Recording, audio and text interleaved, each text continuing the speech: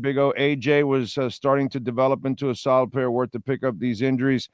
Now, Austin Jackson is, unfortunately, now I have to label him injury prone. You know, he had a couple of injuries. Okay, it's football. It can happen to anybody. This, yeah, this is horseshit now, unfortunately. And the worst part about the Austin Jackson injury is it exposes what they are. They have no depth. And if one guy goes down, all hell breaks loose. And that's what you have with Austin Jackson now. You have no backups. I'm hoping Keon Smith can get it back because he's a really nice young player that was developing before the knee injury, and I felt terrible for Keon Smith because that's one of those guys that actually had a chance, you know. So I don't know, but they have no depth, and we've talked about this. What I think is going on, there's not a lot of depth in a lot of places on this team. So if they suffer injuries, they're so top heavy, and because they did not go out and mortgage any of the future or picks. In fact, they stockpiled picks for next year, a third and a fifth rounder. Well, actually, I think the third is next year and the fifth is 2 years from now. Actually, I think that's how it goes. So they stockpiled picks for the future instead of even spending extra picks. And because of that, and also all their moves have been really responsible. Even when they went after James Daniels, it wasn't a top tier free agent. It's a second tier free agent. They have not gone out to spend this year like they have in the past. This was one of those responsible years where you kind of have to take a couple steps back. So then you next year they're going to have like 30 million in cap space. They're going to have a bunch of picks. They kind of get to reset a little bit, but if you keep spending the credit card, eventually it comes back to get you. And so that's kind of what they're doing. They're taking a step back. And in that process, you don't have depth. And that's a problem. You have no secondary, so you also have no depth there because you didn't even have a starting secondary. Your offensive line group, outside of your starters, you don't really have any depth. You don't have anybody you can count on. Because even Eichenberg is not even a guy that you can count on. Okay? I think we've kind of learned that already at this point, and he's injured.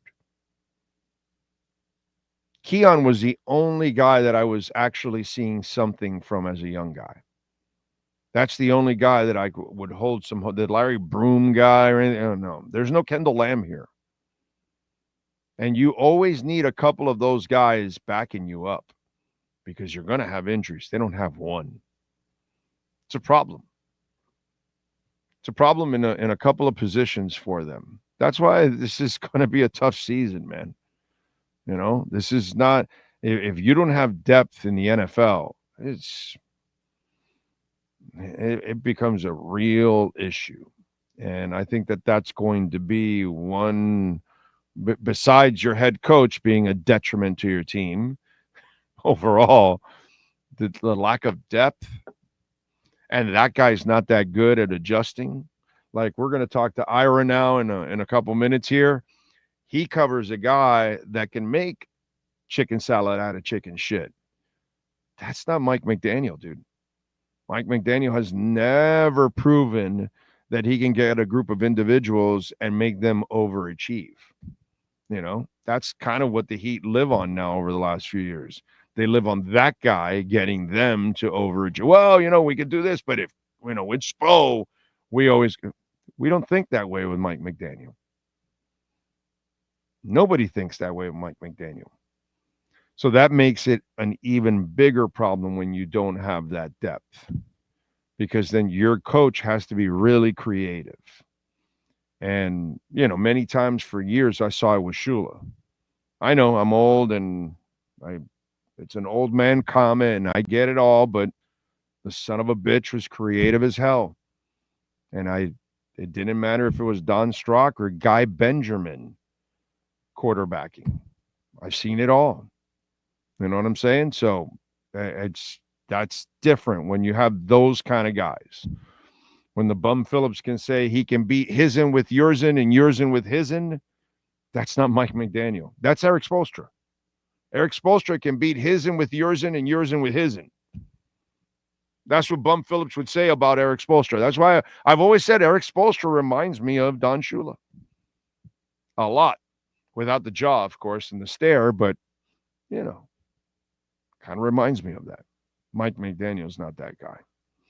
So that depth and Austin Jackson and all that kind of stuff and anything else down the line that happens. You saw when Brewer was out, the center position didn't look good in practice. It's the same thing. So let's hope that Austin Jackson can make it back for the beginning of the season, because that will be a major problem, especially with an injury-prone quarterback.